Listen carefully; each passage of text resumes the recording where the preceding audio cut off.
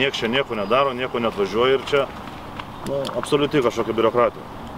Neįsivaizduoju. Nebijo dėl sveikato, aš jau sako, medžiai džiūsta nuo to. Nu tai nudžiūva medžiai, traktoristai išvežė, gal nežino, kaip jam bus su sveikata.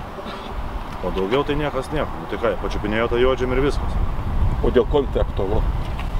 Mums pagrindinis kelias uždarytas. Tas automobilis stovėjo laukės, raktais net į vidų nieko neleido. Nu galvojom kažkas rimta, bet tai kur čia rimta, pažiūrėkit, kas čia darosi.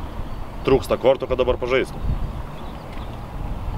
Tai ten jums įeiti neleidžia, nieko daryti neleidžia? Ne, tai dabar jau leidžia, dabar įvažiavimas kitas yra, bet nu viskas stringa, absoliučiai. Didelės mašinos nevažiuoja, turi visi čia numesti.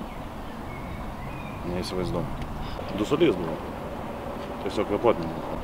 O kaip tas traktoristas? Sunku pasakyti. Namuose, ligoninė? Namuose.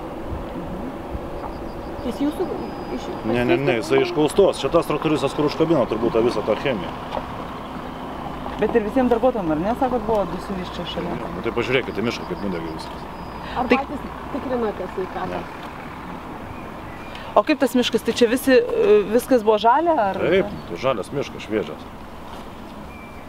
Žalos gamtai aš jums dabar pasakyti negaliu, kadangi jinai gali būti skaičiuojama tada, kai bus pašalinti šitie taršos židiniai į visos liekamosios pasiekmės ir tada bus galima vertinti tą žalą aplinkai.